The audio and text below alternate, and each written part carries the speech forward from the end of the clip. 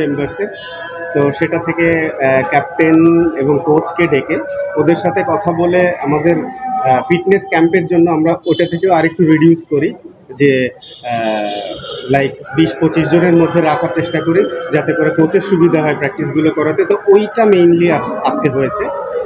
প্রত্যেক সবগুলো টিমেরই শেষ করলাম এই মাত্র আর কি। তো এই এতটুকু কাজ এই পর্যন্ত হয়েছে। ফর ইয়োর ইনফরমেশন, এবারকার ন্যাশনাল লিগ আমাদের সিঙ্গেল টায়ার হবে। আগে যেমন টায়ার 1 টায়ার 2 ছিল, এবার স্ট্রেট ওয়ে হবে, সবার সাথে সবাই খেলবে আর কি। অদূর ভবিষ্যতে আরও প্ল্যান আছে, হয়তো সেগুলোও এক্সিকিউট হবে, তা এটা দিয়ে শুরু করা হচ্ছে। এখনও পর্যন্ত সিঙ্গেল লিগ, যেহেতু আমাদের উইন্ডোগুলো আগে থেকেই সেট করা রয়েছে, তো ম্যাচ ইচ্ছা করলেই বাড়ানো সম্ভব হচ্ছে না, just because of the time. আর আমাদের বৃষ্টির কারণে যদি আগে 1 মাস আগে শুরু করা যেত হয়তো বা সম্ভব ছিল।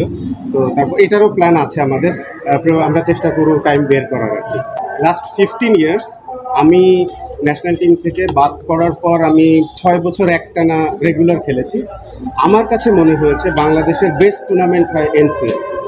এই কথাটা কথায় কথায় উঠে এসছে, বিকজ আপনি খেয়াল করলে দেখবেন 80% ম্যাচের এখানে রেজাল্ট হয় এনসিএলে। আমি জানি না, আমি আপনাদেরকে এনকারেজ করবো আপনারা যদি একটু আসেন মাঠে, দেখবেন, খেলা দেখলে ভালোও লাগবে আর এইটা থেকে বের হয়ে আসতে পারবেন। এখন আমি যেহেতু বলছি, তো আমার তরফ থেকে বলা হচ্ছে আপনারা দেখলে, সবাই দেখলে জিনিসটা আমার কাছে মনে হয় আরও ক্লিয়ার হয়ে যাবে। জিনিসটা ওরকম আর নাই, এখন প্রত্যেকটা প্লেয়ার বেশ কম্পিটিটিভ ওয়েতে এনসিএল খেলছে বলে আমার মনে হয়। এবং উইকেটের ব্যাপারগুলো চেঞ্জ হয়েছে, আরও চেঞ্জ হবে। স্পেসিফিকভাবে যদি কিছু দরকার হয় সেগুলোরও চেষ্টা করা হবে আর কি। এগুলো এখন ইমপ্রুভ করার জায়গা। ফার্স্ট অফ অল, যারা টেস্ট টিমে থাকে, টেস্ট খেলে, তাদের জন্য টাইম ম্যানেজ করা একটা ডিফিকাল্ট ব্যাপার হয়। আর আরেকটা আছে যে লোড ম্যানেজমেন্টের ব্যাপার আছে, যেটা মেডিকেল টোটালি লুক আফটার করে। তো এটা একটা বড় কারণ।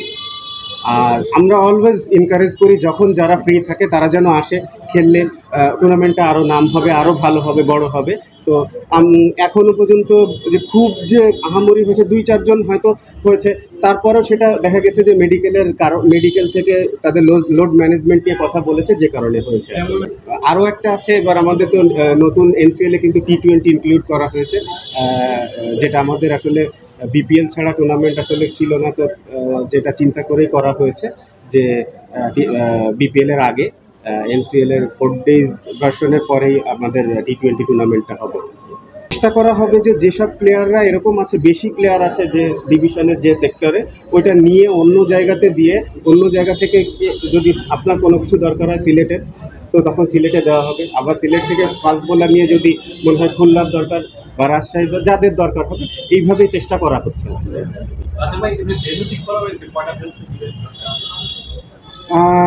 এখনও পর্যন্ত যেটা আমি জানি যে আমাদের যতগুলো ভেন্যুতে ন্যাশনাল লিগ হয় সবগুলোই করা হয়েছে। তারপরে আমাদের যেহেতু সাউথ আফ্রিকা সিরিজ আছে, টেস্ট সিরিজ, তো ওইটার সময় হয়তো একটু যে ওইটার ডিসাইড হওয়ার পরে ফাইনালি জানা যাবে এনসিএলেরটাকে। ব্যারিয়ার ক্রিয়েট করলে আসলে কিছু করার নেই, বিকজ যেহেতু আপনার যদি এরকম হয় যে ঢাকা টিমের সব প্লেয়ার আছে এবং ইভেন বেশি আছে, যারা বসে আছে অন্য টিমে, এই ঢাকা টিমে বসে আছে অন্য টিমে, তারা মেইন প্লেয়ার হতে পারে। তো আমরা চেষ্টা করি ওই প্লেয়ারগুলোকে নিয়ে ওই টিমে দিতে, সো দ্যাট আমাদের ভালো প্লেয়ার যেন কোনোভাবে বসে না থাকে। সবাইকে নিয়েই বসা হয় জিনিসটা, কোচ, ক্যাপ্টেন, ম্যানেজার না, ভাইস ক্যাপ্টেন, তো সবাইকে নিয়েই বসে তারপর টিম করা হয়।